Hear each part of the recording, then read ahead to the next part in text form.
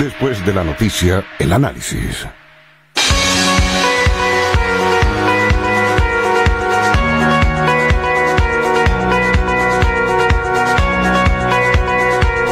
De la mañana con 8 minutos, 10 con 8 en la Patagonia chilena. Les cuento que en estos momentos en Punta Arenas hay 9 grados con una sensación térmica de 4, en Puerto Natales 9 con sensación térmica de 8, lo mismo en Torres del Paine, en Porvenir, Tierra del Fuego 8 grados con sensación térmica de 6 y en el territorio subantártico, Cabo de Hornos, Puerto Williams 8 grados con sensación térmica de 6 grados, cielos parcialmente nublados a esta hora en buena parte de la Patagonia chilena. Tengo el agrado de saludar. Además hay muchos exalumnos del alemán pendientes de esta conversación. Un exalumno también del Colegio Alemán, del Deutsche Schule, de acá de Punta Arenas.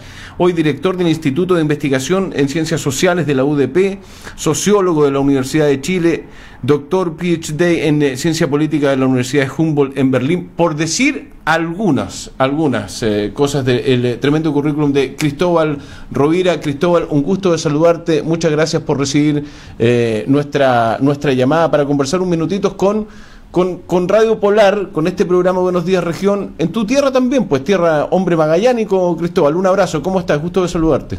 Muchas gracias, Mauricio, por las palabras. Sí, efectivamente, un gusto hablar desde Magallanes. Yo nací en Magallanes y por lo tanto magallánico, aunque radicado hoy en día en Santiago. Cristóbal, te hemos escuchado en muchas entrevistas. Hace unos días nomás conversabas con Paula Bravo en Cooperativa del libro que sacaste hace poco, Populismo. Casi un adelanto a lo que muchos dicen se ha vivido también en las últimas semanas. ¿Le podemos, este espacio es muy educativo, o tratamos de serlo de cierta manera, Cristóbal, contarle a la gente, porque te escuché el otro día, encontré muy interesante más las cosas que uno ha leído de tu libro, ¿qué es el populismo? ¿Por qué le decimos populista a alguien, sobre todo cuando está vinculado a la política, Cristóbal?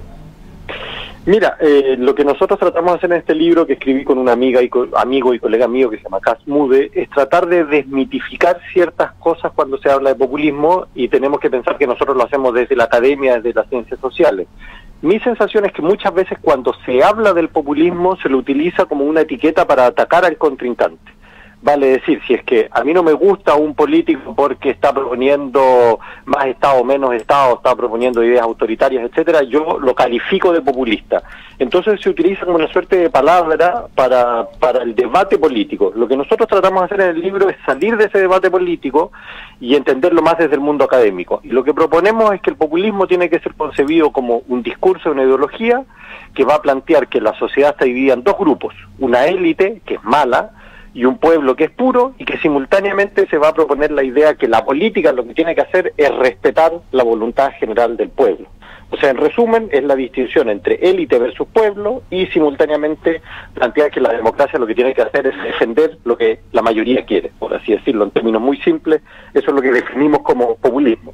Y tú dijiste hace algunos días en una entrevista en La Tercera que hay un caldo de cultivo para que en las próximas presidenciales gane un candidato populista. ¿Sigues reafirmando aquello? Yo creo que sí, aunque obviamente estamos en un momento muy difícil del país y por lo tanto todo lo que tenga que ver con hacer predicciones no es algo simple. Sí. Pero yo, ¿qué es lo que observo? Y es que lo que hay es un malestar muy grande de la ciudadanía contra la élite en su conjunto. Estoy pensando no solo en la élite política, sino que también en la élite económica, por una serie de factores que han pasado en el último tiempo. Pensemos los escándalos de corrupción, las prácticas de colusión, etcétera. Y por lo tanto, yo creo que es muy importante ver qué es lo que va a pasar de aquí a las próximas elecciones, que faltan todavía 2 años, pero si de aquí a los próximos 2 años seguimos en una situación de empate, donde la clase política no se puede poner de acuerdo, donde no se hacen reformas, es muy factible que eventualmente aparezca un candidato por fuera, alguien que ni tú ni yo lo estamos viendo al día de hoy, y que utilice este discurso populista, vale decir, que diga de que él representa al pueblo y que existe esta élite corrupta y que llegó la hora, como fue en Argentina en su momento, decir que se vayan todos y yo soy el que va a hacer reformas en tal dirección. Cristóbal, todos dicen no se veía venir esto. ¿Era tan así? ¿No se veía venir un estallido social de las proporciones de lo que ocurre entre el 14 y el 18 de octubre? Yo creo que hay que ser cuidadoso con esta afirmación. ¿En qué sentido? Yo creo que no se veía venir en el sentido de el día exacto, el momento exacto y la radicalidad que esto iba a tener. Yo creo que cualquier persona que diga yo sabía que esto iba a suceder en octubre y que iba a movilizar a tantos millones de personas, no, es imposible. Pero lo que sí se venía a venir, y que desde las ciencias sociales lo hemos venido diciendo hace mucho tiempo, es que el llamado modelo chileno tiene una serie de desperfectos. Y esos desperfectos sabemos a través de encuestas, de estudios, que generan un gran malestar a nivel de la ciudadanía y por lo tanto, de alguna manera, muchas personas de las ciencias sociales han venido diciendo de que este modelo chileno es una bomba de tiempo, porque genera una gran cantidad de malestar, existen una serie de excesos, existen una serie de malprácticas y por lo tanto, desde ese punto de vista no es tan impactante esto que está sucediendo. Lo impactante, insisto, es que haya sido tan abrupto y que haya sido tan violento, pero de que esto explote, a mi juicio, no es tan curioso. Más bien uno se debería hacer la pregunta contraria, es decir, ¿por qué tardó tanto quizás en explotar, no? Claro. Dado los abusos que hemos visto, los niveles de desigualdad existentes, etcétera.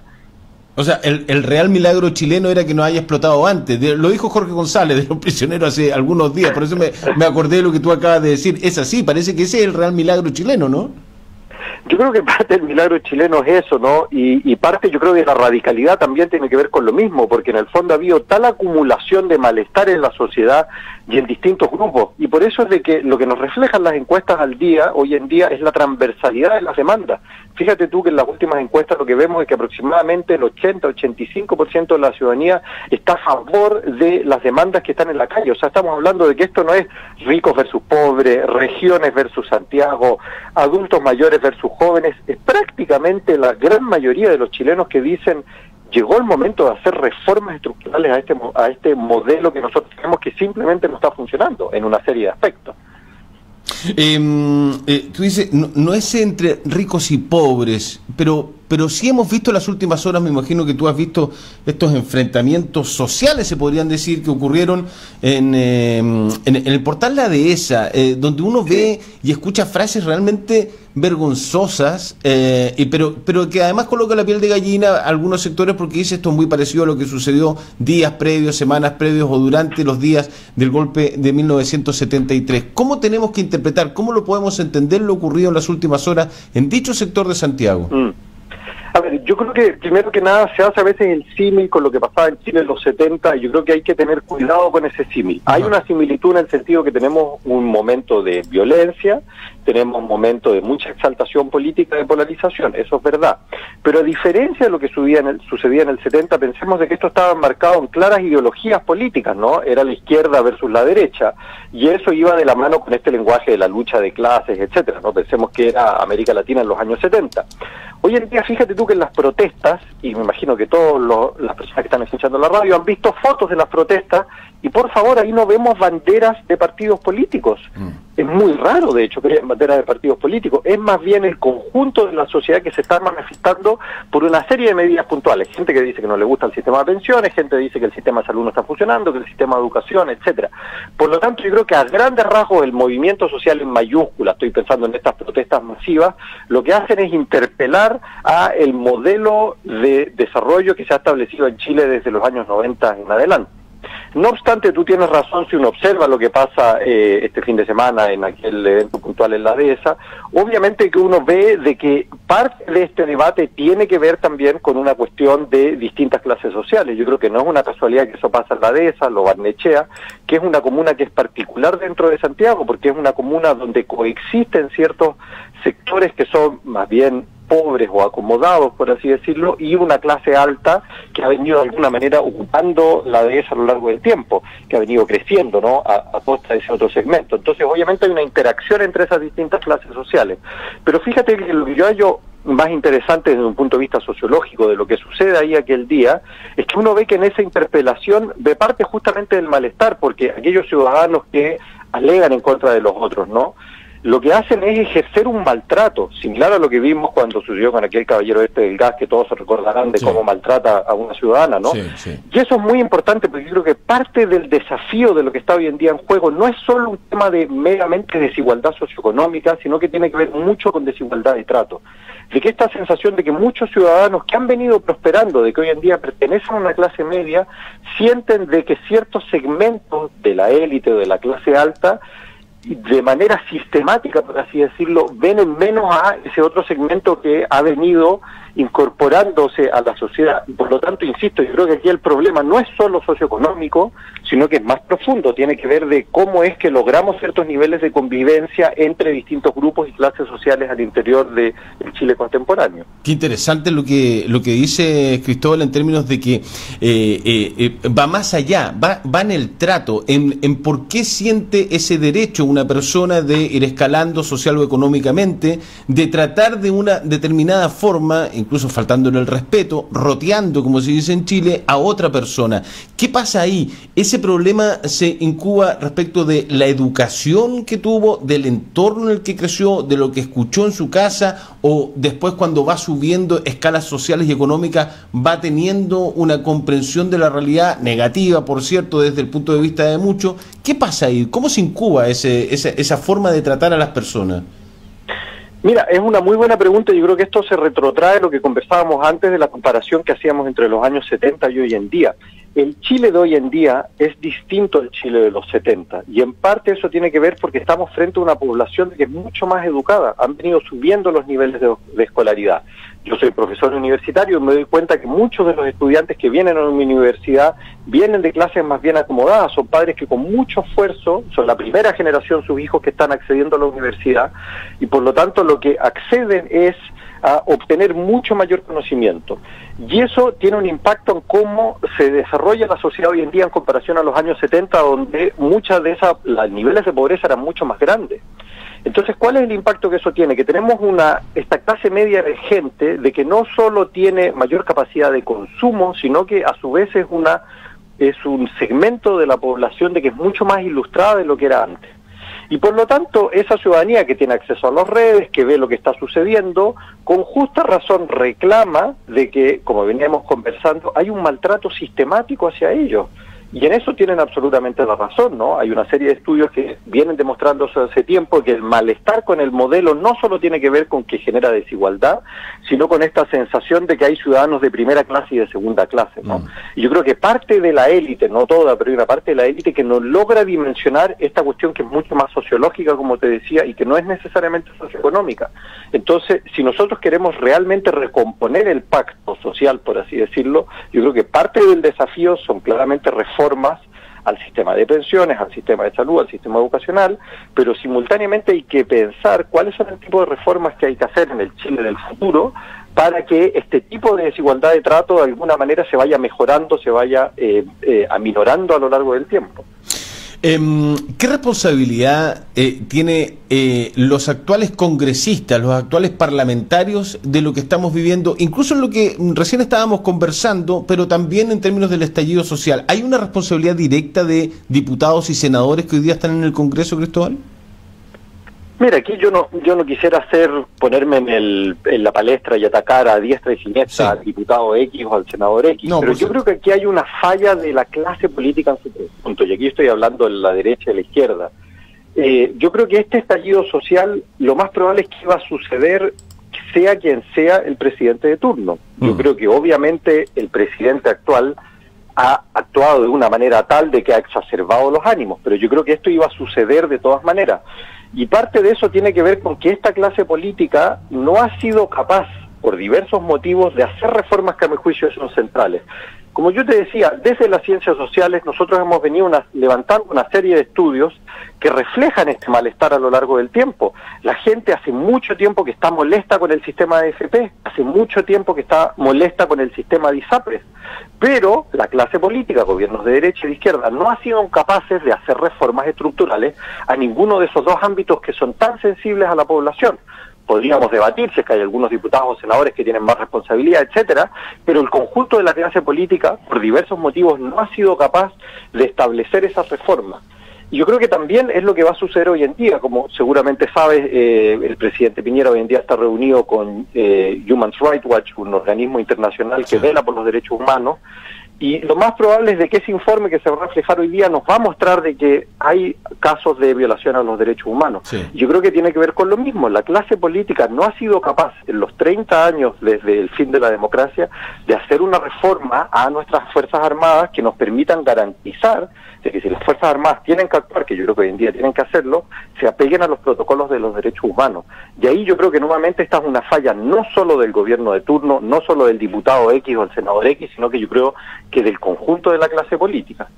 ¿Y dónde está la falla, o hay o no hay falla en el Ejecutivo, Cristóbal, cuando no acepta un informe respecto de violación de derechos humanos de Amnistía Internacional? Sí lo aceptaba hace algunos meses respecto de la información que entregaba esa misma entidad respecto de Venezuela, por ejemplo. ¿Y qué va a pasar con el Ejecutivo a propósito de esto mismo si Human Rights Watch hoy día dice que sí hubo violaciones sistemáticas a los derechos humanos o que hay un problema respecto de ese tema, y más adelante se encuentra con algo similar respecto de la Comisión de Derechos Humanos de la ONU? ¿Qué crees que va a pasar ahí, y cómo se entiende o cómo debemos entender este doble discurso del Ejecutivo respecto a Amnistía Internacional?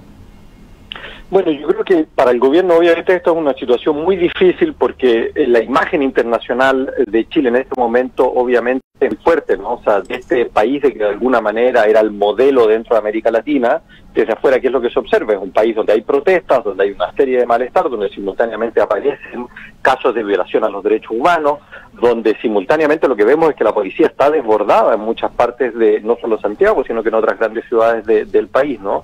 Entonces, obviamente que para el gobierno le genera mucha tensión todo lo que sea presión internacional. Yo creo que la reacción inicial esta de negar a rajatabla el informe de Amnistía Internacional no es la senda correcta.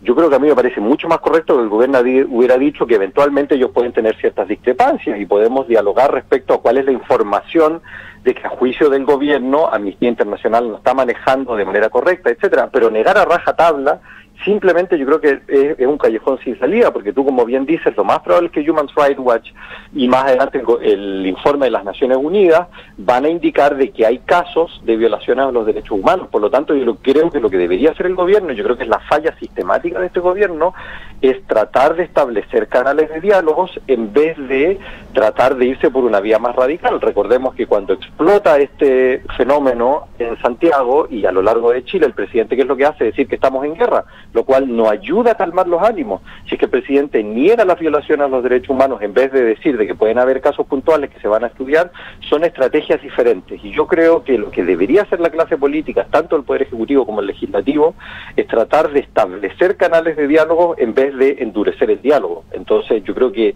la estrategia del gobierno claramente debería ir en esa dirección y no en la otra, pero obviamente vamos a ver cómo se va desenvolviendo los próximos días y semanas. ¿Y qué crees que va a suceder? Porque vamos a ver si se van a tener los votos al proyecto que ya ha ingresado esta mañana el presidente vía Senado al Congreso para poder sacar a las Fuerzas Armadas para proteger puntos críticos, como ha dicho él, respecto de esa situación. ¿Crees que se van a tener los votos? ¿Y qué le pasa a una sociedad cuando salen las Fuerzas Armadas a la calle?